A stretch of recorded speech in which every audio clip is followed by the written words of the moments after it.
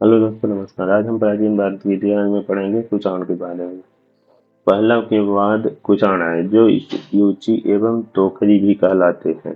युची नामक एक कबीला 5 कुलों में बट गया था। उन्हीं में एक कुल के थे कुषाण। कुषाण वंश के संस्थापक कुजुल कर्णकीसेस था। इस वंश का सबसे प्रतापी राजा कनिष्क था। इसकी इनकी राजधानी पुरुषपुर या पेशावर थी। कुषाणों की द्वितीय राजधानी मथुरा थी। कनिष्क ने 78 ईसावी गद्दी पर बैठने के समय में एक संवत चलाया, जो शक संवत कहलाता है, जिसे भारत सरकार द्वारा प्रयोग में लाया जाता है।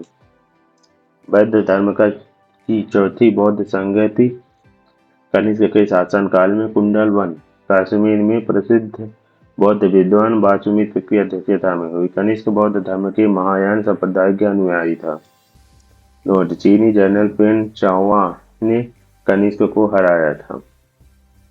आरंभिक कुषाण शासकों ने भारी संख्या में स्वर्ण मुद्राएं जारी की, जिनकी शुद्धता गुप्त काल की स्वर्ण मुद्राओं से भी उत्कृष्ट है।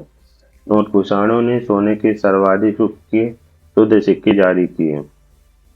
कुषाणों ने उत्तरी तथा उत्तरी पश्चिमी भारत में सर्वाधिक संख्या में चांदी तांबे के सिक्कों को जारी किया था।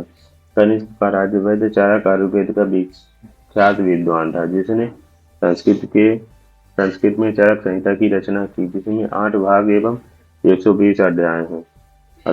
यह भारतीय चिकित्सा शास्त्र का विश्वकोश कहलाता है। महाविभास सूत्र के रचनाकार वासुमित्र हैं। इसे ही बौद्ध धर्म का विश्वकोश कहा जाता है।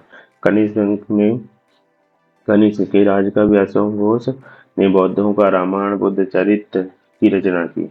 वासुमित्र, पार्थ, नागार्जुन, महाचेत और संघरक्ष भी कनिष्क के दरबार की विभूति थे।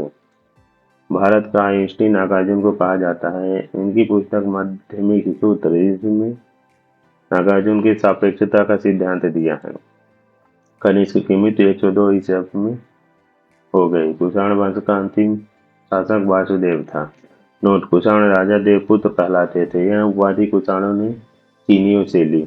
गंधार शैली एवं मथुरा शैली का विकास कनिष्क के शासनकाल हुआ था। मथुरा संग्रहालय में कुषाण कालीन मूर्तियों का संग्रह अधिक मात्रा में है। गंधार कला के लिए तक्षशिला प्रसिद्ध है।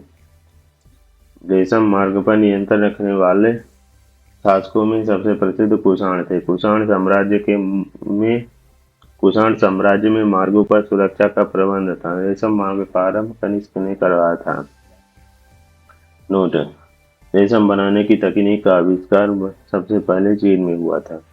मथुरा चाम्टक नामक विशेष प्रकार के वस्त्र का निर्माण केंद्र था। कुषाण काल में सबसे अधिक विकास वास्तुकला के क्षेत्र में हुआ था। इसी काल में बुद्ध की खड़ी प्रतिमा का निर्माण हुआ।